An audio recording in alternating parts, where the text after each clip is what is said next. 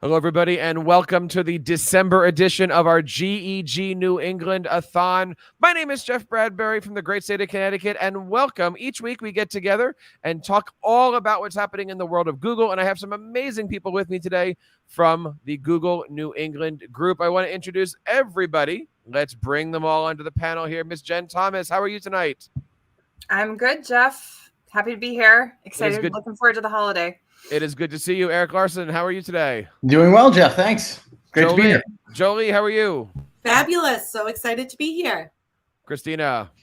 All good here in New Hampshire. Thanks. Jennifer Judkins. Great to be here with my favorite friends. I am so excited about today. First of all, for everybody out there, happy holidays. It is good to see you. We are, of course, broadcasting live all around YouTube, Facebook, etc. All the information is going to be found, well, Jolie, where can we find more information about GEG New England and all the great Google stuff that's been going on these days? Sure. Please check out gegnewengland.com. We've put together a nice website for you. We post our upcoming events, our newsletters, and resources. So feel free to stop on by and join our GEG New England group to stay updated. And speaking of updates, we recently brought out our December edition of our newsletter. How can somebody find that, subscribe to it? And oh my goodness, there's a lot of great things here, isn't there, in December? There sure is. So you can find the newsletter on our website, and we also share our resources in our Google group. So make sure to join and pop on over to gegnewengland.com. Now, today we have a very special topic, one that's near and dear to anybody out there who's working with, our youngest of learners. What is that topic today that we're going to be dealing with, Jennifer Judkins? Well, we're really excited to be talking about Google Apps in an environment with young students, so focused on K-2 students. And this is really a special topic to many of us who work in public schools where, it's a lot easier to get teachers and students thinking around how these tools can be used with older students, but they may be hesitant and thinking their kids are not able to do many of the things that we may feature and talk about on the show. So our focus today is on working with our littles. And this is an important topic. Many of us are in that coaching field, and we have the opportunity to work really K-12 or sometimes even K superintendent. And it is always challenging to figure out, how do we engage those students that are new to the devices, can't really read yet, figure things out. But we've got a lot of ideas here that we're going to be sharing with you today to help you figure out what to do today, tomorrow, and into the new year. Jen, what are some of the things that you think about when you're working with our youngest learners and their teachers? Well, I think really I'm always thinking about routines and the importance of routines with our youngest learners, and establishing their comfort level with devices early on, and thinking about devices not as a special event or using technology as something unique and that has a special time in the day, but is more ubiquitous in the classroom and really seen by the teacher and then, of course, by the students as one of the ways in which they can demonstrate and practice their learning or show their understanding. And so I think before I start thinking about the specific application, I'm really trying to focus with teachers on how do we get students to be more independent with logging into a device, navigating some very basic functions that really serve as a foundation for them to then build on and be able to engage in some of these activities. And like many of the things our teachers at these grade levels are used to doing, it's a little bit at a time over a period of weeks to get kids to function independently. And then they're such curious learners, they're sponges for this sort of thing, that they really take to it and then can be more independent and allow teachers to be able to conduct some of the small group work that's so essential in our early learning environments, and where some kids then can work more independently with devices in a way that is, in service to their learning as well. When we're looking at these devices, it can be a Chromebook, it can be a Windows device, it can be an iPad. Does anybody have any suggestions on how to set these devices up for our younger learners? Are there keyboard commands that we can bring in? Are there accessibility features that make it easier? Eric, you're shaking your head there. What do you do up in Maine to help out your young learners? Yeah, at our earliest level, we use clever badges, which certainly helps. So they just badge in. When you open up their Chromebook, the webcam just shines up and they hold up a QR code that Clever automatically logs them in. And then with single sign-on through Clever, they can get to any app with a click on the screen because we have the touch flip Chromebooks up here in Maine. And how does that work? Do you give them a piece of paper with their code? Do they have it taped on their desk so you don't have to keep, recycling or printing these things? How do you keep all these codes intact when there's, 20 kids in a class? Yeah, that's a good question. Most of our classrooms have little lanyards and they have, a QR code attached in plastic so that they hold on to it. It holds up over time and they love wearing them. One of the things that we're seeing as a challenge in K-12 these days is the times where a young learner has to be sent home for an extended period of time. They have any kind of a device that you give them, and they still have to, work and act at home the way they're working and acting physically in the school. What's working for you in your district? What advice do you have for anybody as we head into the new year of supporting our young learners when, unfortunately, for health reasons, they need to stay home for an extended period of time? I think, as a tech director, I think about what are the things that we can do at that level in terms of, creating a configured device that is one that lends itself to a more independent experience for a young learner. And I say this because I know our listeners primarily are classroom teachers, but they have a voice, and technology staff are there to provide that support and may just need to hear from teachers some ideas or things that might make a huge difference to them in their classroom environment. Things like Eric's referring to, like having a Chromebook or an iPad sort of toggle into a screen that allows you to scan in on a device so that kids don't have to type or find things on a keyboard, which can be challenging and time consuming. We utilize what's called a managed guest session for devices that go home during like an extended absence. And this allows the device to do, as Eric's referring to, kind of allow an easy sign in, but also forces on a certain page to load so that we can create icons that are visual and kid friendly and don't require independent reading at that point, so that they can then navigate to the places and the things that teachers want them to be at and restrict their experience so that they're not sort of getting away and spending time on things that are less productive. So I think, I would encourage teachers to think about speaking with their technology staff to try to help them understand the challenges that they have and the things that they might be able to do to provide some of that support too. It is about the support. It is about making sure that the devices are ready. It's just making sure that our professional development's ready, but it's also making sure that our students have those amazing experiences. And that's what we're here today. We're going to be discussing many, many ways that you can engage your learners, both in the classroom and out of the classroom. But we're not here alone. As I mentioned earlier, we are live streaming out to all the different social platforms. If you are listening to this, please do us a favor, hit that little comment button, like, subscribe to this, and let us know that you're out there. We would love to make sure that you guys are getting exactly what you need from Google Educator Group New York. Sorry, New England. Wherever you happen to be. But we're going to start moving on here. And our first contestant up to talk a little bit about how we can help our littles is Miss Jolie. Jolie, talk to us a little bit about things we can do with Google Slides. Well, I am very excited to talk about Google Slides, and I'm equally excited to talk about the new update. I don't know if you have noticed, but you can now hide the film strip in Google Slides. So we're so used to seeing all the slides lined up on the left side of our screen, but you can now click on the film strip option and you can deselect that now. So that is huge. So you can just have one slide showing at a time. So that's a big update I'm super excited for. And have you seen that? Has everybody seen that? Yeah. I'm looking at that now. Why would you want that? I'm curious. Why would you not just want to be into present or slideshow mode? Well, I think sometimes you just want to save some of the valuable real estate on the left side of your screen and you want to have that full screen experience for students. So just getting rid of the distraction of all the other slides being visible on the left side of the screen can be very beneficial, especially with our younger learners who may get easily distracted.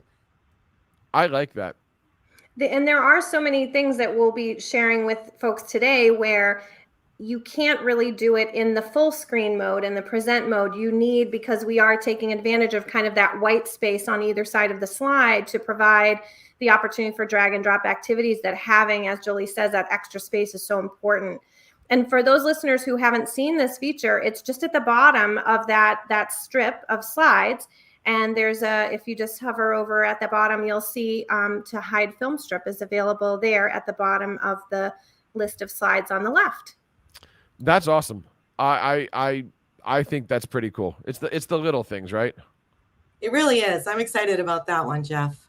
Now, what is these other things here? Bitmoji classrooms, drag and drop. What is all this? Yeah, so Bitmoji classrooms have been all the rage. I feel like they became very popular during remote learning. And teachers are using Bitmoji classrooms kind of as a way to set up a virtual environment for students to access different activities. They may have read alouds, they may post links to games, and it's really neat. And I think it's very visually appealing for students. And some teachers feel like they could be distracting as well, so they may offer a plain text version alongside with their Bitmoji classroom. So what teachers are doing is they're inserting images, of a teacher. Maybe it could be the Bitmoji, hence the name, or you could just use a regular photograph of yourself or whatever you'd like. And they're including, a teacher's desk and the carpet and the plant, the book covers for students to click on for a read aloud, or, visual cues telling students to click on different images to access different links and games. And they're just very fun, and the students seem to really appreciate them and get a kick out of them, and you can change them up and switch them. And I think it's really just a fun way to present information with our younger learners. That's pretty awesome. Do you have any suggestions on where to find these types of images? I mean, you can spend a lot of time doing a Google search for these kinds of things. Yeah, so generally I just go to insert image and I'll type in, let's say, a lamp. And I'll also include PNG to get a PNG file that usually comes with the transparent background.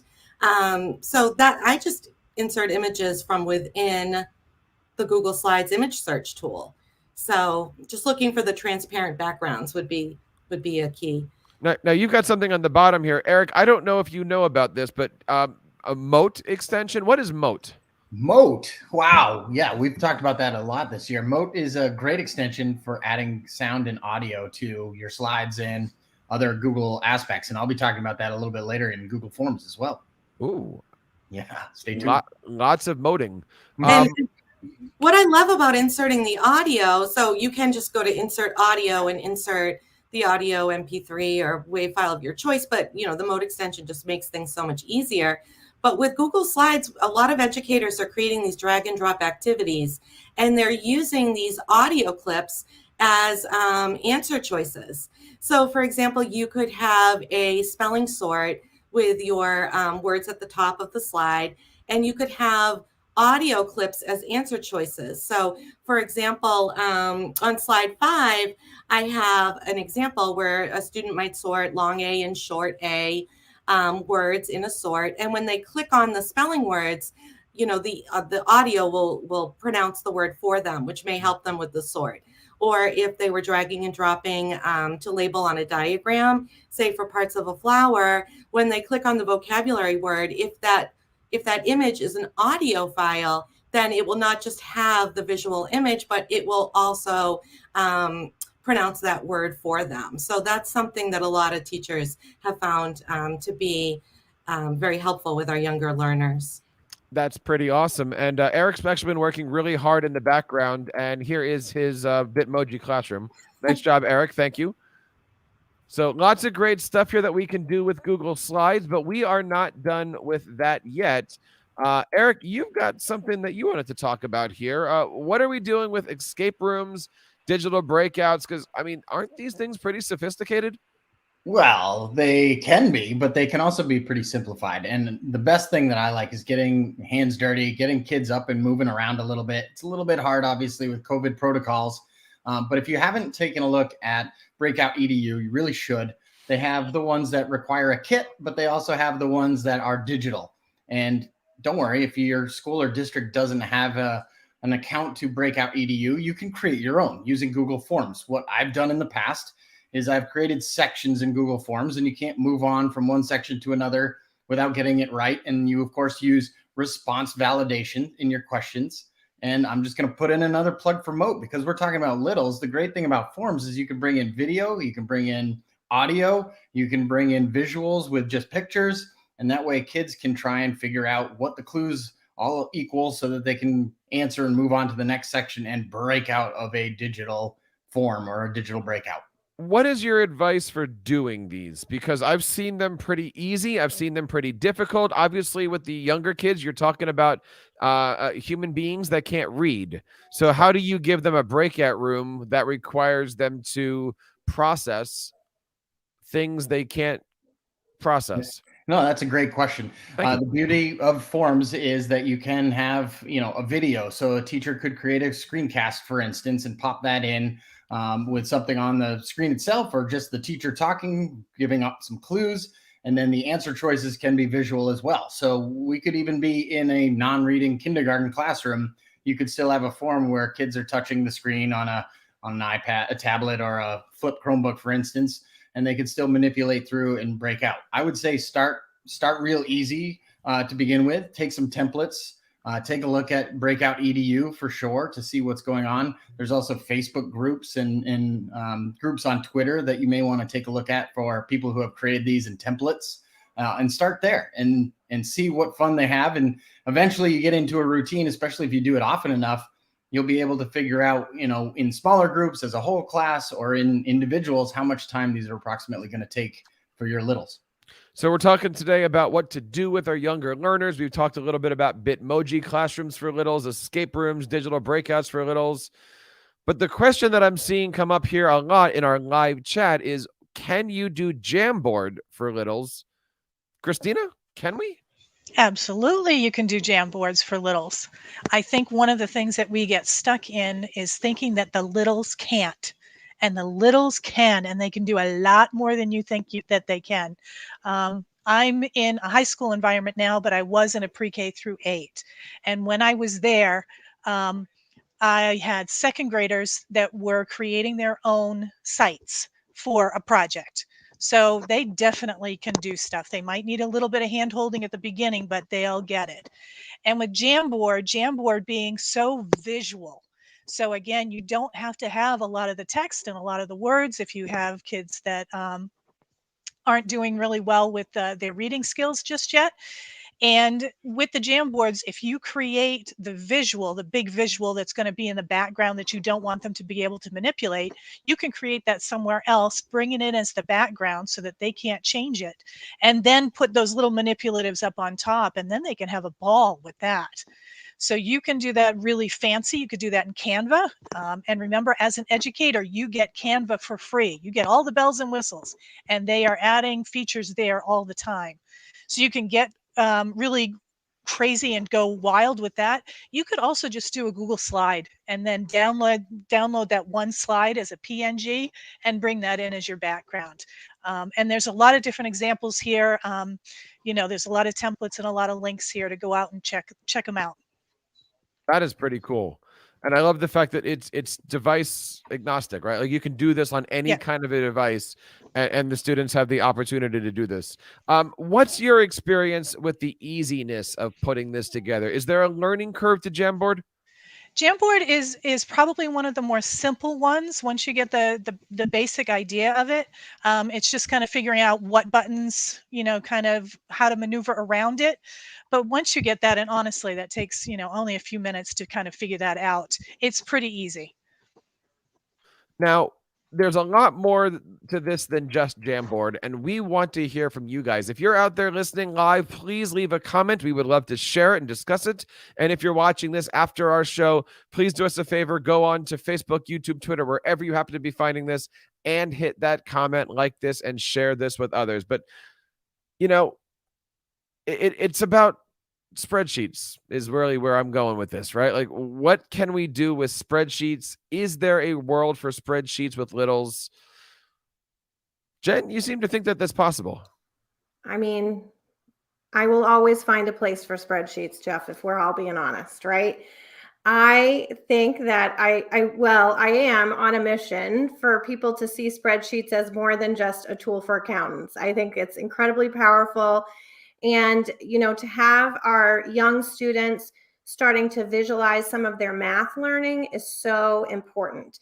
And we can utilize some very simple functions that are available in tools like Sheets that allow students to enter numbers or to enter some sort of any kind of character in a cell to then create either an image or a color in that cell so that they can then visualize and see a count of the items that they may be graphing. So there are some different, what I think is also important for teachers to understand is that there are some really great templates out there, and all of us have been mentioning templates, and we'll be sure to follow up with those. You know, we'll be posting the slide deck, and there are links in the slides for various templates. I really encourage teachers to start with a template because they don't need to have the skill set to create these activities, but with the template in place, they can then start to kind of backwards design and reverse engineer what's happening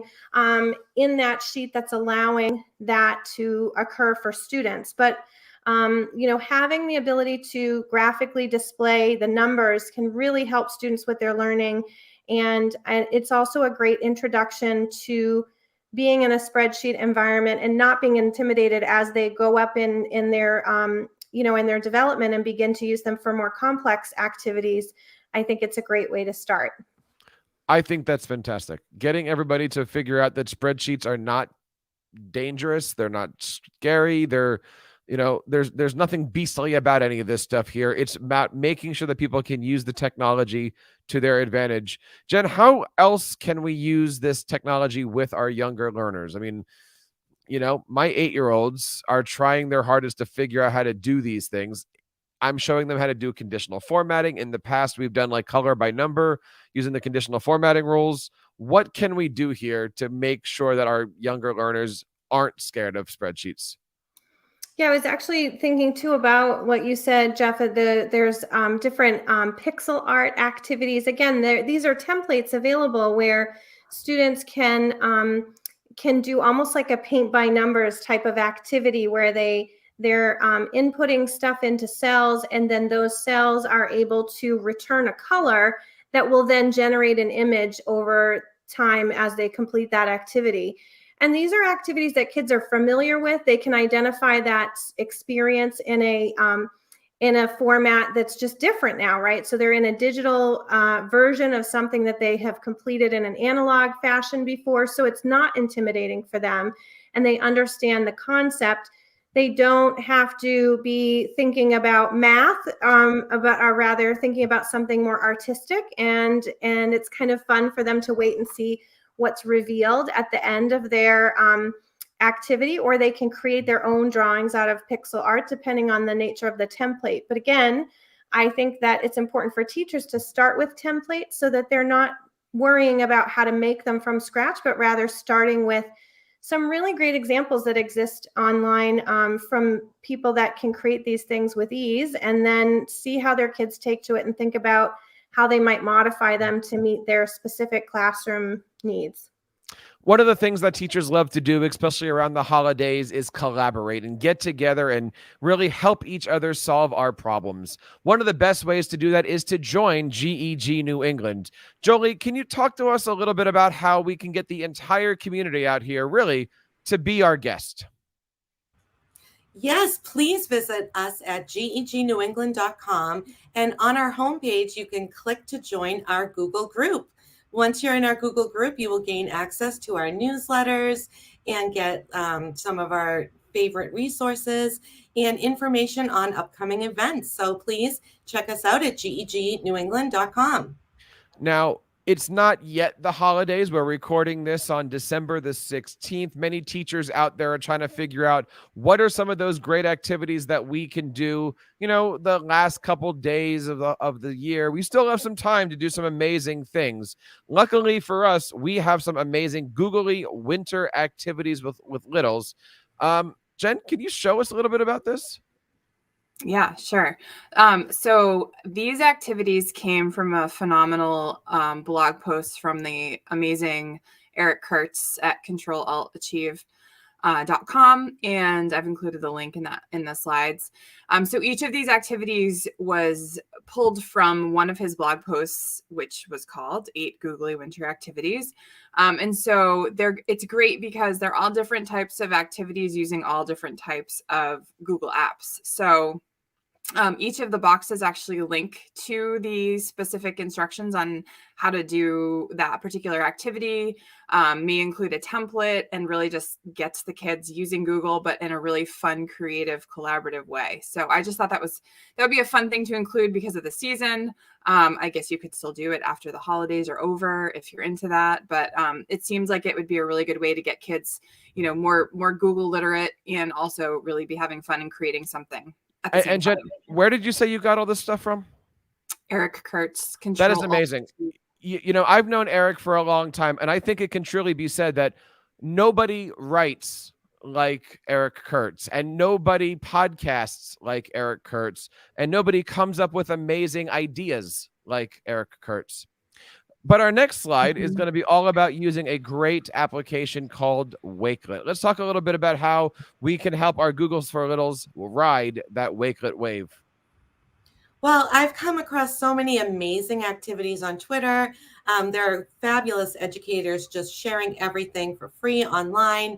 So I curated them for you in our Wakelet collection. So once you gain access to our Google Slides presentation, if you go to slide 12, you will have the link to the Wakelet collection here with amazing templates shared by Slides Mania, all sorts of different breakout rooms for the holidays, Google Slides activities, drag and drop, Google Sheets activities.